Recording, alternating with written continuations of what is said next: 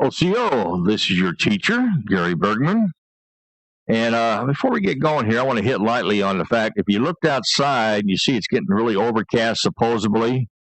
90% of that formation is chemtrails. When I stuck my head outside at 6:30 this morning, I saw them spraying on dark gray formations and white formations. You know, there's a rain in California coming this way, so they like to spray before, after, and during the rainy times.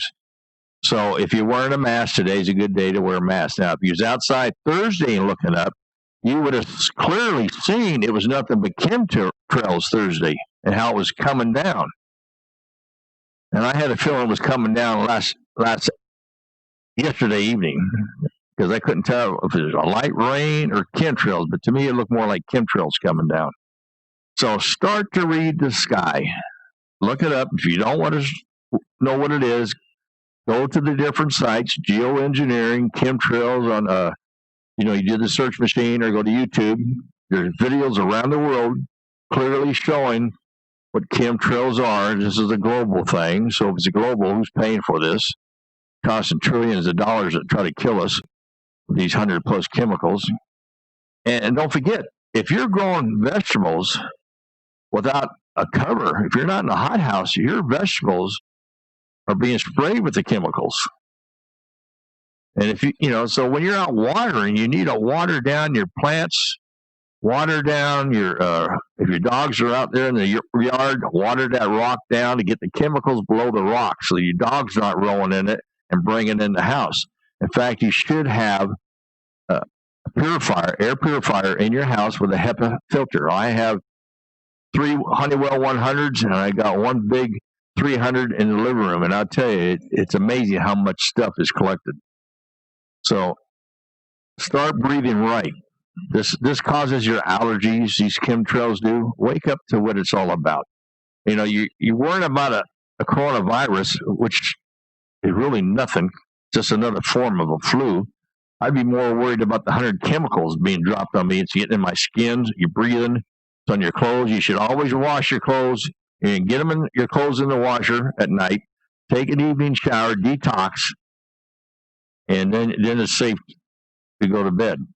But don't go to bed without showering after being outside all day in those chemicals.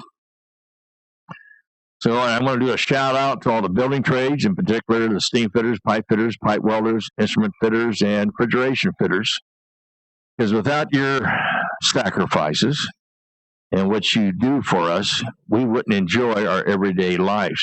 We couldn't even turn a light switch on, plug in the coffee pot, couldn't gas up our cars, So people don't understand how vital the building trades are, especially the ones I belong to.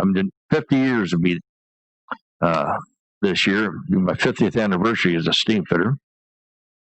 Not to mention I was a mechanical contractor for a few years. And I had clients like General Dynamics and Hughes Aircraft and Coca-Cola.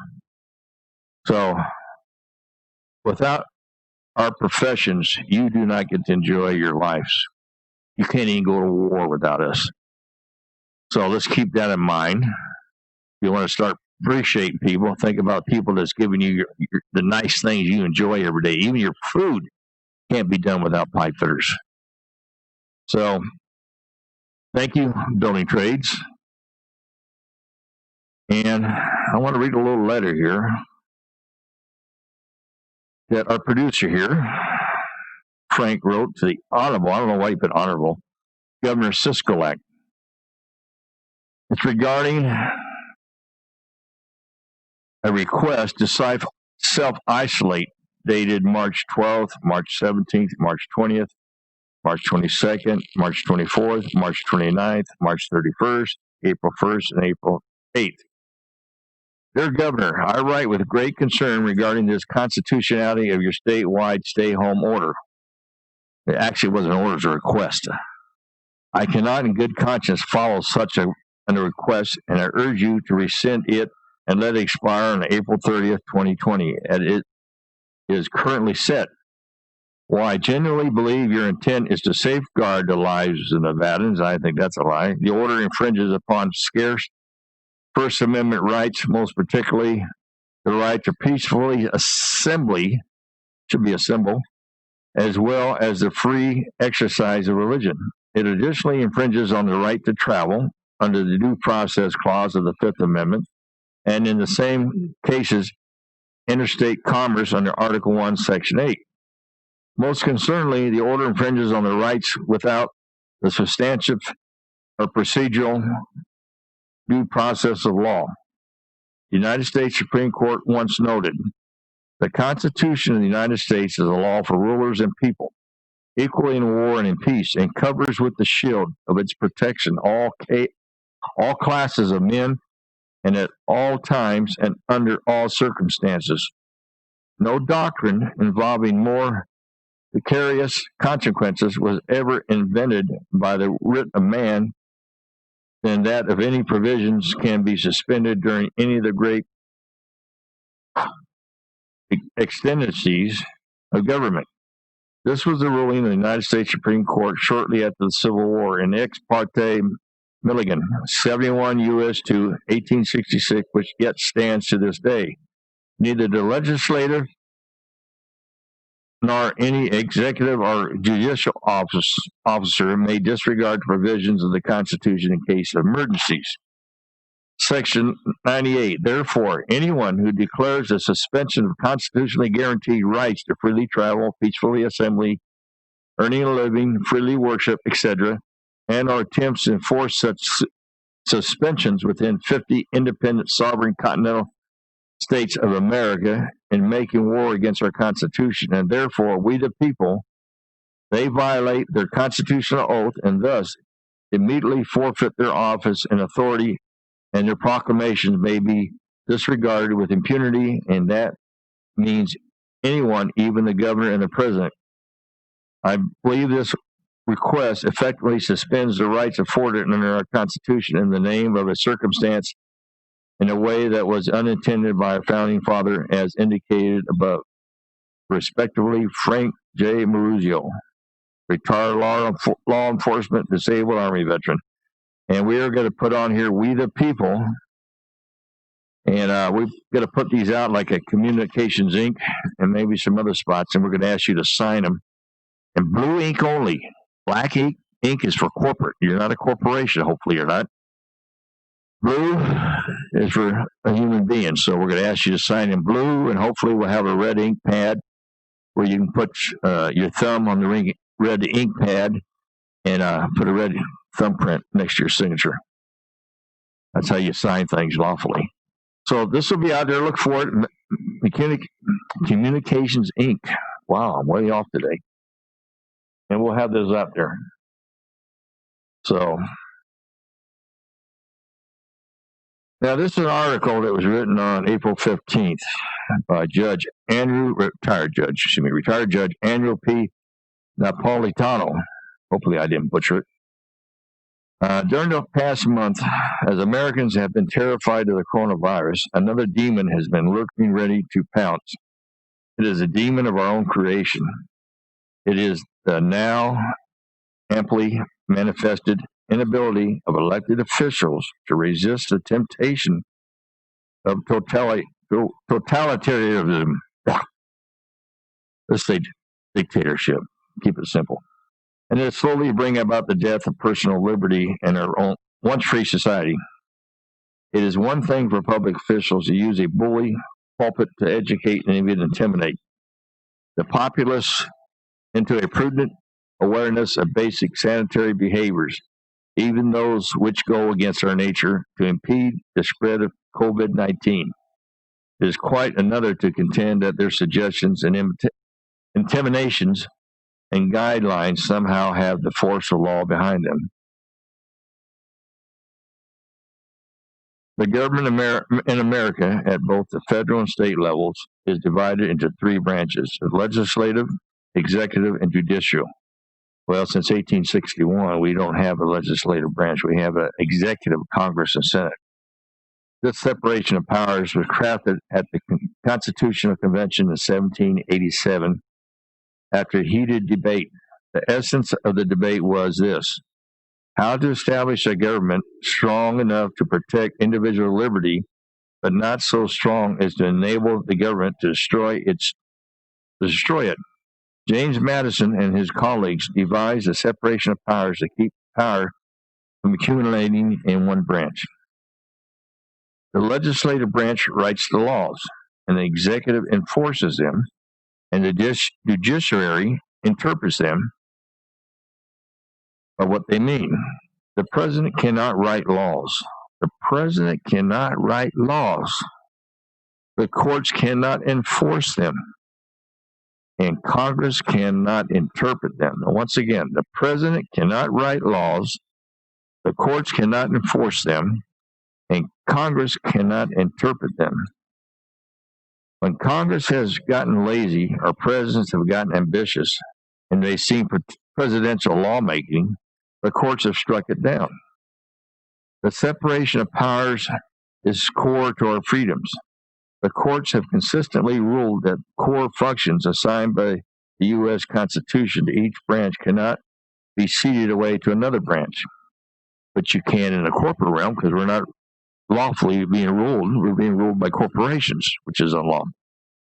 Nowhere in the Constitution does it allow or mention corporations.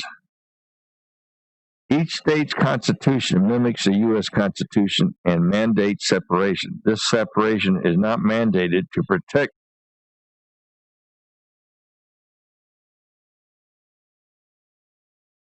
the three branches of government. It is mandated to protect individual liberty by preventing any branch from accumulating power assigned to the others. These orders: stay at home, close your business, don't run in the park, didn't go to mass, don't go to mass, practice social distancing, are not laws that can carry a criminal penalty for violation. And since it's a request, it cannot carry a violation. They are guidelines without the force of law. Remember, they're guidelines or requests without the force of law. A governor or mayor can no more craft a law and sign a punishment for its noncompliance than the courts could command the military or police. So if you're getting a ticket for this noncompliance, well, the ticket's bogus. Have it thrown out. Even if legislative bodies did order churches or businesses closed, and governors and mayors were just enforcing those laws, the laws can be profoundly unconstitutional. The Free Exercise Clause of the First Amendment firmly establishes freedom of religion as a fundamental liberty. The Due Process Clause of the Fifth Amendment firmly establishes your right to buy a lawful product in interstate commerce from a willing seller as fundamental. Fundamental liberties are in the highest category of liberty, akin to freedom of conscience and speech and press and privacy and travel. The government cannot constitutionally limit your choices of food and paper towels. If you prefer to buy grass seed in a garden hose, these are intimate personal decisions. You need not explain or justify them to the government, and you don't need a government permission slip to exercise your free will and make those choices. Now we have become a nation of two types of sheep, the white sheep and the black sheep. The white sheep, the ones that understand the Constitution and common law, and they believe in our Lord Creator. The black sheep go to corporate churches, don't believe in the Creator, follow corporate governments, not lawful governments. We have elected officials with constitutionally assigned duties and constitutionally imposed limitations who have assumed to themselves dictatorial powers and have falsely claimed that they can interfere with our personal choices. No, they can't. Read the Constitution. Read the common law. Constitution is based on common law. So remember, don't say common law is bad, because that's where the Constitution and Bill of Rights come from. Who are the governors to decide which human activities are essential? Abortion is essential, but mass is not. No Constitution gave them that power. There are two schools of thought on the impairment of fundamental liberties. One requires strict scrutiny, and the other requires due process. The strict scrutiny standard mandates the existence of a compelling state interest addressed by the least restrictive means. The procedural due process standard mandates a trial at which the state must prove fault or guilt. The substantial due process standard puts certain personal decisions beyond government reach. Closing churches means no constitutional standard. It meets no constitutional standard. There's no question that fighting a pandemic is a compelling state interest, yet there are less restrictive ways to address it than preventing worship. Wearing masks and gloves, staying 10 feet apart, holding masks outdoors, even taking a personal risk and then self-quarantine are more or less restrictive and constitutionally offensive than closing churches. New York City Mayor Bill de Blasio violated his oath to uphold the Constitution when he threatened to use force to close permanently all houses of worship that defy his guidelines. Now remember, he's the mayor of a city-state. New York is a city-state of the UN. A small-town police department in northern New Jersey violated the constitutional rights of Catholics while enforcing the ever-changing whims of Governor Phil Murphy. The police claimed they were following the governor's orders when they barred a priest on Palm Sunday from distributing palms in sealed plastic bags while he and his parishioners wore masks and gloves and were 6 feet apart in the fresh outdoors. So once again, the police claim they were following the governor's orders. You can't use that excuse, especially when you're under martial law. A national emergency is martial law. Under martial law, you follow the Geneva Convention. The Geneva Convention doesn't allow you to use that excuse that you're just following orders. No. You have a conscience. You better use it. And you took an oath. You remember what that oath says. The employment of government power to assault personal liberty and cut constitutional corners is never justified in a free society, no matter the contingency. The Constitution protects our rights in good times and in bad. Those in power who steal freedom are unworthy of office. Yes, they should be disbarred or, removed from office. Because there is a penalty for not following your Constitution, your oath. But don't expect them to give us our freedom back. We will need to pry it away from their cold hands. Now remember, this is a retired judge saying this. Don't expect them to give us our freedom back. The judge is a former judge at the Superior Court in New Jersey. He's a regular contributor to Washington Times. He used to be on Fox News until they didn't like his philosophy. He is the author of 9 books on the U.S. Constitution. So that's the third article I read from him. So keep in mind, even if you're a police officer or sheriff deputy, you have to follow international law of the Geneva Convention right now, and you have to follow law of conscience. You can't say I did it because I was ordered to. No, that don't apply no more. And right now, when you break a law under this martial law, it's a war crime. Keep that in mind. You would be a war criminal.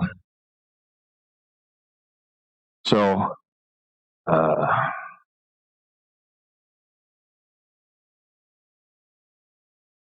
okay.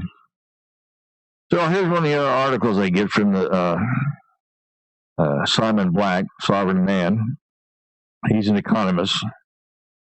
Used to live in America. Now he lives in, presently lives in a territory of America. So this is his week's roundup of articles. You notice the theme. The most alarming articles are about governments going over the top, grabbing powers in the name of stopping the coronavirus.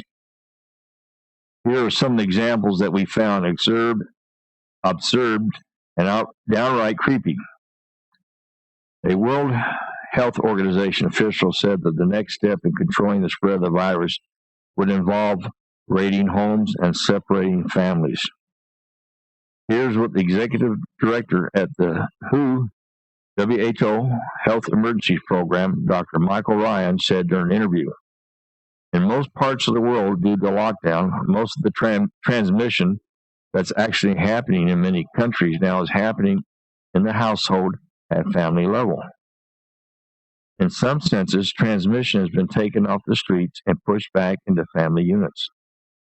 Now we need to go and look in families and find these people who may be sick and remove them and isolate them in a safe and dignified manner. Now, what did they say a few weeks back? The 80% of the people recovering were the ones that never went to the doctors or went to the hospital. They recovered at home. Self-medication. Well, that is escalated quickly. Now we're talking about raiding homes and seizing family members who are sick. They want to build up the limit who's, how many's dying. Where is the limit on government powers during an emergency? No. We did away with breaking in doors in our Constitution, Bill of Rights. Non-residents in Gunnison County, Colorado could face a $5,000 fine and 18 months in prison if they don't leave. But it's not just vacation renters and temporary workers who the town has told to take a hike. Non-resident homeowners are also now banned from stepping foot on their own property without county limits. Now, I have a friend who has family back in Michigan, and if, let's say you live out in farms, and so you walk out to get your mail, and your other farm neighbor across the road's out there picking up mail, and you're talking to each other. Well, that's more than 6 feet across the roadway. Well, it's $1,000 fine if they catch you standing out there talking like that. I mean, isn't that absurd? That's ridiculous.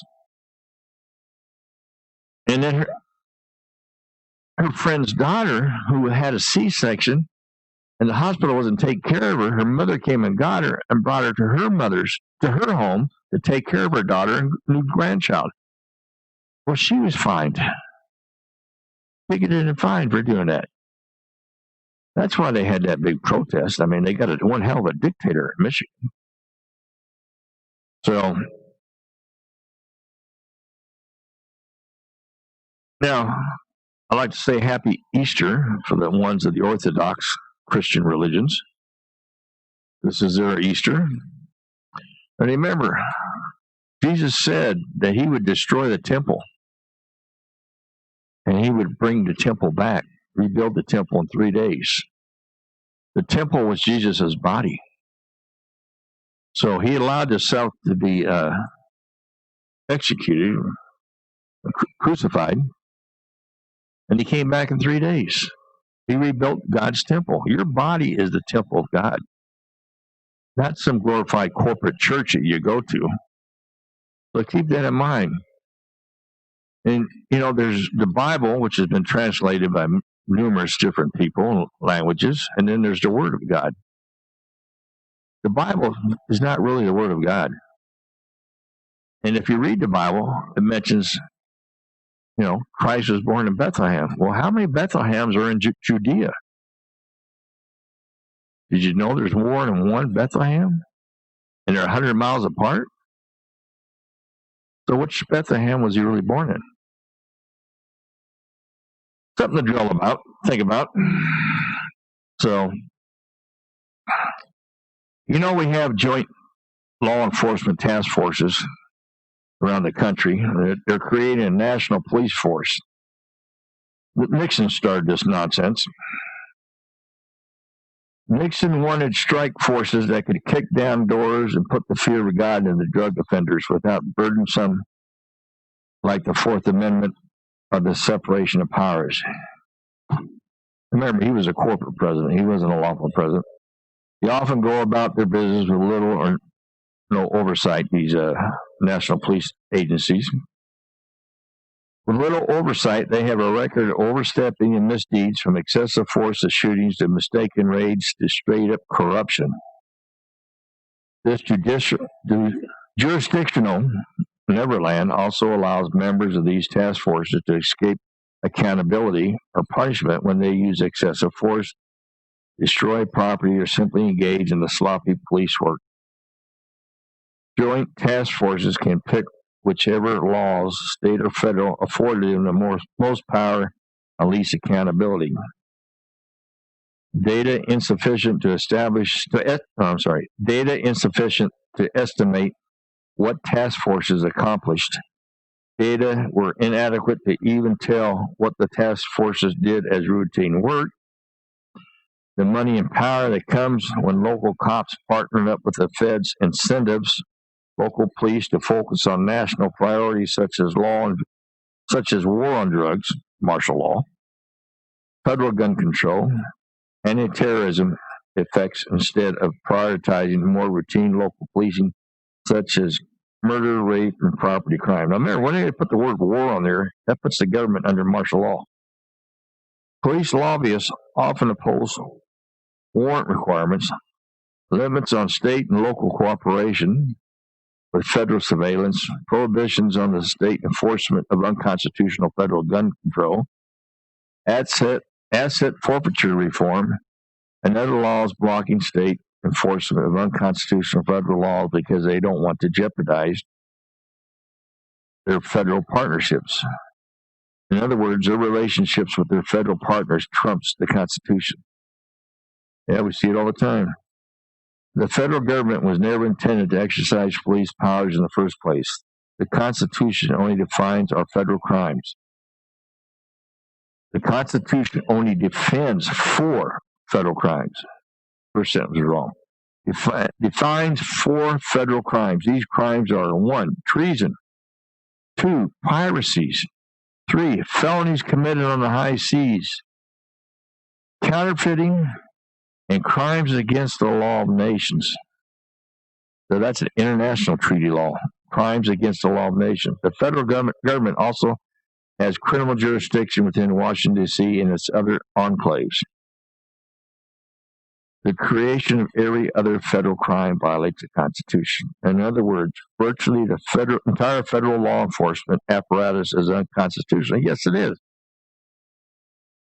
The United States of America Incorporated, United States Corporation, which we have one of each in D.C., are British corporations. The District of Columbia is a British foreign enclave. It doesn't belong to the Republic of States. So here you have foreign corporations ruling over this, and they have just because they say the word federal doesn't mean it's lawful. They're corporations, they're foreign corporations with their own police force. And they have no lawful jurisdiction outside the District of Columbia or the 7 territories that the corporation seized during the Spanish-American War. And every war since the Civil War has been a corporate war. There haven't been constitutional wars. They're corporations. That's why they broke the treaties with the Native Americans, because they never signed those treaties. That was Congress. Congress was disbanded in March of 1861. There are now contracts. And since they're the corporate entity over these native franchises, they can do what they want. The federal government was never intended to exercise police powers in the first place. The Constitution only defines 4 federal crimes. So we hit that. The creation of every other federal crime violates the Constitution. In other words, virtually the entire federal law enforcement, corporate law enforcement apparatus is unconstitutional. Well, yes, it is. You can't. There's no corporation in our government. The federal government is developing a national police force. Yes, a national corporate police force, security force that operates outside of any jurisdictional, legal, constitutional boundaries. Joint task forces are a threat to liberty. States should simply withdraw. Well, a lot of these states are corporate franchises, so they're not going to withdraw. That's how they were set up, like Nevada, West Virginia, other states. Any state that came in since the Civil War is not a constitutional state. They're a corporate franchise. And for instance, here we have the civil constitutional flag, which came in 1799 by John Adams. All constitutional civil flags of the civil government have vertical stripes. All military flags have horizontal stripes. Any stripes is horizontal, any flag with horizontal stripes are military flags. This has been around since 1799. Now, next time you're seeing flags, government flags, see if they have a fringe on them, gold fringe. Gold fringes mean they were captured by the corporation. So that shows you that those corporations. Now, while we're going to take a little quick break here, and while we're doing this break, I'd like for everybody to do a prayer for all the victims of this global massive murder that's being put on us by the New World Order. I want you to pray for the victims that had to die alone. So we'll get back to you shortly. Thank you. We're back, and I hope you had a chance to do a little prayer for the victims, especially having to die alone. That wasn't right. So I want you all to take down, get a piece of paper and a pen, and take this down. www.fff.org. It stands for the Future of Freedom Foundation. It's a good website to go to. Has a lot of good stuff from around the world and locally. And this one article I got here on April 16th. Will there be tyranny in the post-coronavirus world? Well, yes. The question facing the United States is not only how to immediately deal with this tragic pandemic, the mass murder, but what lessons should be learned from it concerning the future role of government in society and the types of economic policies that should be extended or introduced. The New York Times editorial board declares that there is need for new ideas and a revival of older ideas about what the government owes the nation's citizens, what corporations owe employees, and what we owe one another. What they propose and call for, however, is merely more of the same paternalist ideas and bankrupt economic policies that have helped create the many of the social problems that they rallied against, and which, if instituted, would make far worse over time the conditions of everyone in society, with a lot less freedom or prosperity for all. What America needs is a just and activist government. No, we need a just and constitutional government. So they got some other good articles. It's a 9-page article. I ain't gonna read the whole thing. But yeah, we need to get back to the Constitution. We need to dissolve all these corporate entities, like the mayor of Las Vegas. Well, she wants to stop it. Well, as long as you're part of that franchise, you got to play the game. Now, if she unincorporates the city of Las Vegas, makes it lawful, get rid of that corporation that's running over it, refuses to accept any Federal Reserve notes, IOUs, from a private bank, because what did the Clearfield Doctrine say? The Supreme Court ruling, 1942-43, it says any government corporation that accepts Federal Reserve notes from a private bank, which that's what the Federal Reserve is, a private bank, it's private. They're not a government agency. So she can't do much right now because she's a private agency. She wants to be a government agency. She has to unincorporate and not to accept any more Federal Reserve notes. Go back to the gold and silver standard. You know, yeah, you're going to have to make a sacrifice, but is it the right sacrifice? You want to have control of your town?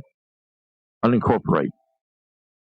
Don't have anything to do with the United States Corporation or the state of Nevada Corporation. Unincorporate Clark County. That's a corporation. Same with Nye County. County of Nye is a corporation. Unincorporate. You want to be a lawful government and don't have to obey this crap? Unincorporate. But as long as you're part of their franchise, you're obligated. But here, this is a threatening military intervention in Venezuela during a pandemic. For the people that haven't been following some of the good news, unbeknownst to most Americans, as we are grappling with this terrifying pandemic, the Trump administration is currently carrying out the largest military operation in Latin America in 30 years and has made it clear that alleged Venezuelan narco-terrorism is the target.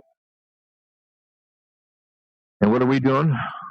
we're growing poppy seeds of opium in Afghanistan, protecting the people that are growing it and picking it, and then we're shipping it back over to here. Yeah. Who's the narcos? So it's worth noting that this last deployment of similar size took place at the time of the 1989 U.S. military intervention in Panama to remove General Manuel Noriega. There we go. President Trump announced the deployment at the beginning of an April 1st COVID-19 press conference, according to Defense Secretary Mark Esper. Included in this force package are Navy destroyers and combat ships, Coast Guard cutters, patrol aircraft, and elements of an Army Security Force Assistance Brigade, whatever that is. You know what that is, Frank? No, he's not listening. General Mark Milley, chairman of the Joint Chiefs of Staff, added that there are thousands of sailors, Coast Guardsmen, soldiers, airmen, Marines involved in this operation. The announcement came a week after Attorney General William Barr unsealed an indictment against President Maduro and 13 other current or former Venezuelan officials. The officials were accused of narco-terrorism, and millions of dollars in cash rewards were offered for information leading to their capture, including a $15 million reward for Maduro's capture.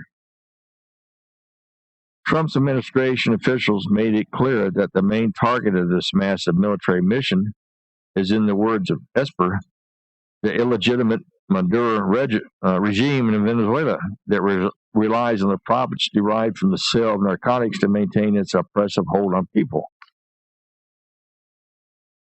So, what is the main reason we're going at her? Why does this United States corporation go to war? Well, I think Trump said it pretty good there when he was supposedly going to pull out that the Marines and Special Forces that were in Syria, but instead he had them pull back to protect a refinery so he could turn it over to ExxonMobil. It's for the oil. He wants to take over that Venezuelan nationalized oil company and the refineries. Is this what we have the military for? Is this what your sons and daughters, your husbands and wives are fighting for? You know they're fighting for a corporation. We don't have a legitimate military anymore. Our military for a long time has belonged to a foreign corporation headed by a queen. Remember, the military flag is fashioned after one of the Queen Elizabeth's flag standard for the East India Trading Company. That's where that military battle flag comes from. It was an honor to Queen. And the Queen still controls our military to this day. Why do you think we go to wars? Protect England. Because we're part of the English Empire still. So this massive deployment of naval assets in the vicinity of Venezuela takes the U.S. one step closer to an armed attack. William Brownfield, former U.S. ambassador to Venezuela and one of the architects of the strategy to undermine the Venezuelan government. Well, they couldn't get the puppet that Trump wanted in there, so they're going to throw him in here once they arrest Maduro. Why do we want to get involved with this? So this is called the deployment, the application of President Trump's military operation. A senior official at the Pentagon told Newsweek that the premise of the operation is a surge against drug trafficking. Well, did we go into Colombia and overthrow that government? No, I don't think so. But when have you ever heard of using the type of force for drugs? Using this type of force for drugs. The underlying purpose is to pressurize the Maduro regime. I don't think they spelled that right. This pressure could come in the form of the U.S. Navy boarding and seizing Venezuelan oil tankers. Now, we're going to seize Venezuelan oil tankers on the high sea? That's piracy. U.S. government's own data has shown that only a small fraction of Colombian cocaine shipments pass through Venezuela on their way to the U.S. According to this data, 6 times more cocaine transited through Panama than Venezuela in 2011. 6 times more cocaine was transported through Guatemala and Venezuela in 2018. Whoever wrote this article got some words wrong. President Trump has no business deploying U.S. military assets against Venezuela, a country that in no shape or form represents a threat to security of the United States, especially not now with the pandemic is raging around the world and in our own country. And I don't think just because Russia and China's in here, I don't think that's a threat anyway. They're there for economics purposes. It's like they made a deal with Pakistan for to take over that port they had already been rebuilding. They're going to build a complete city for 500,000 people there, southern western Pakistan. That's what I'd be worrying about. But we don't fight wars no more. We do biological warfare. Now, more doctors go on the record explaining why COVID-19 deaths may be exaggerated. The facts: more doctors are taking to YouTube and publishing articles explaining why they believe COVID-19 deaths may be miscalculated. The list of scientists and doctors calling out the number of deaths contributed to COVID-19 and explaining why they may be miscalculated continues to grow. This has been the theme for a couple of weeks now, and the idea that many people who are dying now are having their deaths wrongfully attributed to COVID-19 seems to be a concern for many. Professor Walter Riccicardi, an advisor to Italian health ministry, has brought up the issue regarding the way the deaths are recorded. The way in which we code deaths in our country is very tenuous in the sense that all the people who die with the coronavirus are deemed to be dying of the coronavirus. In other words, you're dying, they're going to tag you for coronavirus.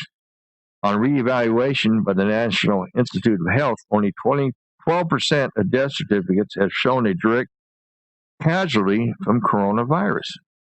Only 12% of the death certificates have shown a direct casualty from coronavirus. So I guess they're running tests on people. While 88% of patients who have died had at least one, maybe two or three more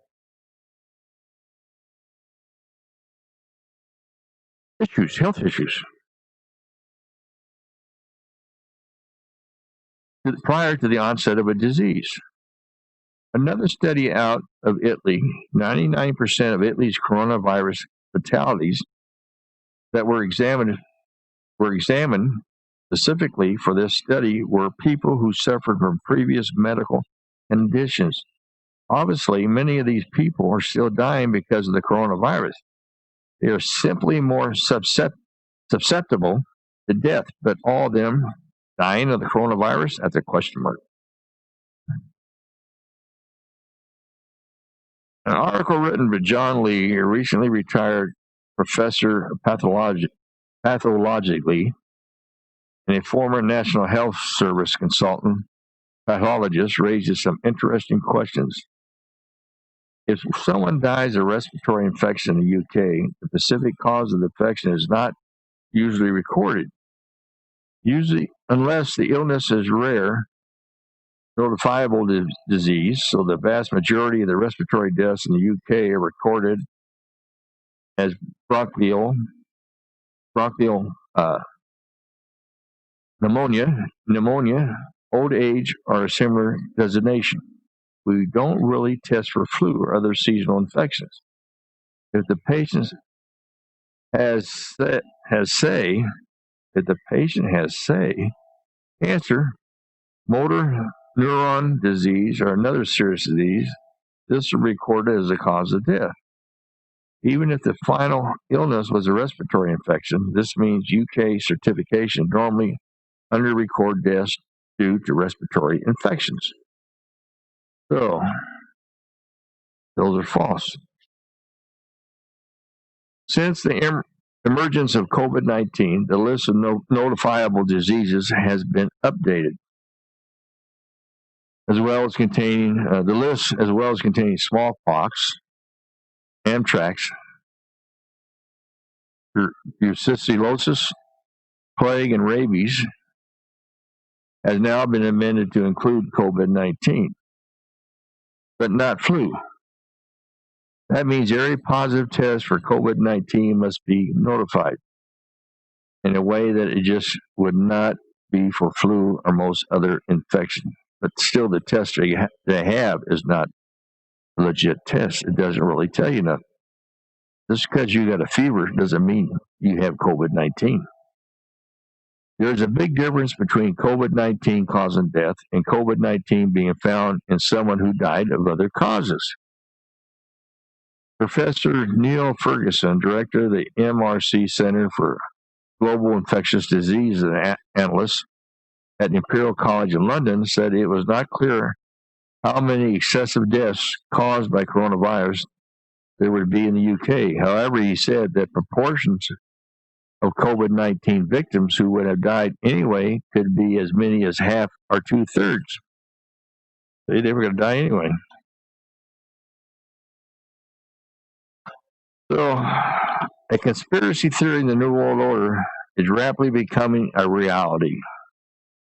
So, they no longer think it's a fluke. They're thinking the New World Order is doing this.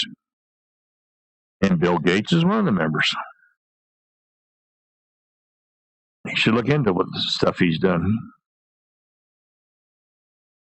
And, you know, they're going to come up with drones, and drones are going to take your temperature, and then automatically you're going to be branded with the COVID-19. So that's not a good deal.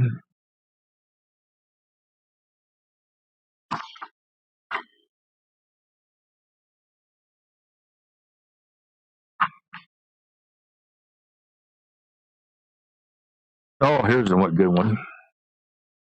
Let's come off the New World Order report.me. NWO report.me. This was done April 14th this year. More possible excuses for tyranny. 6 new coronaviruses found in bats. Yeah, 4 bats are being picked on because somebody wants to wipe them out. So, scientists have discovered 6 new coronaviruses in bats.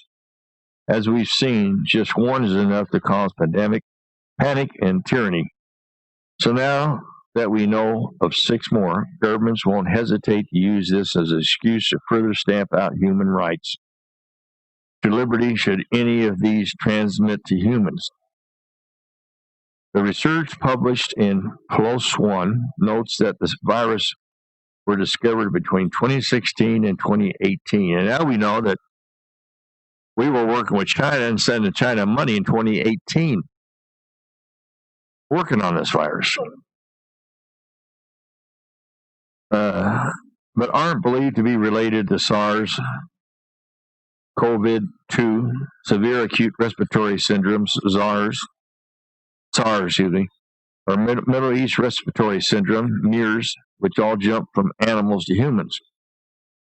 While it's always important to be aware of what kind of viruses are out there and cause illness, it's also important to know that anytime something even remotely minor happens again, the elitists will try to use it as another excuse to put all people on house arrest through fear and propaganda. That's what they got you black sheep believing it. Vital pandemics remind us how closely human health is connected to the health of wildlife and the environment. And the study's lead author and former wildlife veterinarian with the Smithsonian's Global Health Program, another global health program.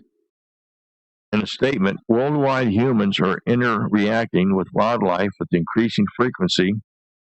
So the more we understand about these viruses in animals, which allows them to mutate and how they spread to other species, the better we can reduce their pandemic potential. According to a report by the New York Post, this study is important to understand transmission potential. That is important, but we also need to change how we respond to respond to pandemics for the future. Killing people's businesses and banning them from making money or removing what is left of their basic human rights is not a solution. Hopefully, this will give all of humanity time to reevaluate just how disastrous the global lockdowns were and how little they accomplished for a pandemic that was made out to be far more severe than it actually was. Another COVID-19 whistleblower, a Montana doctor, says government is drastically overstating deaths. Bombshell. Minnesota senator reveals HHS coaching document on how to overcount coronavirus cases. Many coronaviruses may not pose a risk to people, but when we identify these diseases early on in animals at the source, we have a valuable opportunity to investigate the potential threat. Vigilance, surveillance, research, and education are the best tools we have to prevent pandemics before they occur.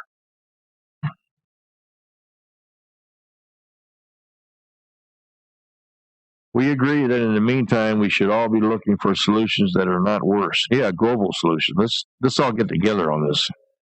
Then the problem, lockdowns were an experiment and one that it has failed in every way. There are ways to slow the spread of the virus that do not involve destroying people's lives and impoverishing them to the point that they couldn't pay for medical care if they do get sick. The biggest problem is not in a pandemic, as we have seen. The biggest problem is the solution governments and elitists come up with how to handle them. Now they say, the domestic violence rate has gone up with all these lock-ins, and they've shown what happened in Italy with this domestic violence. There was a young doctor, female doctor, who within a day would have had her doctor credentials. And the day before, her boyfriend, who she lived with, killed her. Domestic violence. So this lockup is not working. It's not working because we're being lied to. It's not working because what's happening out in the skies, we're not being told the truth about chemtrails. Robert F. Kennedy Jr. is speaking out.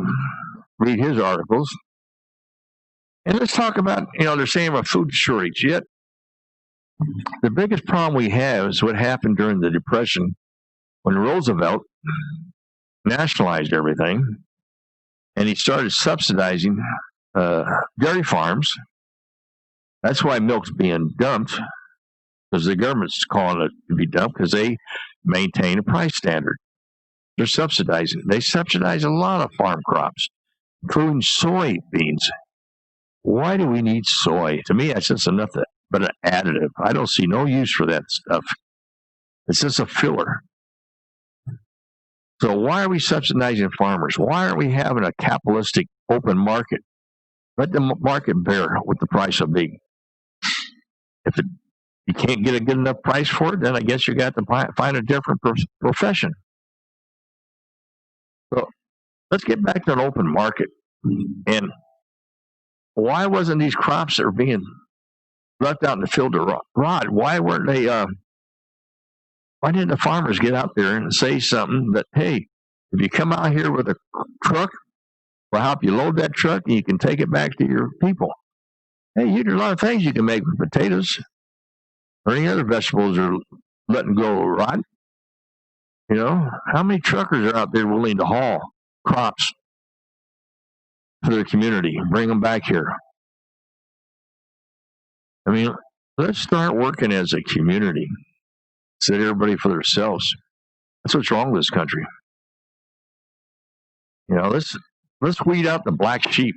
Let's everybody become a white sheep, white lamb, a lamb of God. Believing in God's law. Common law is God's law. Constitution and Bill of Rights come from the common law. Let's overthrow, I shouldn't say it, let's replace these corporate county governments with the true elected governments of the people, by the people. We don't need corporate governments. There's nowhere, you show me in the Constitution where it shows we are to have a corporate government. Nowhere. And the Constitution we should be going by is the Articles of Confederation. The other constitutions that were passed weren't passed according to the Articles of Confederation.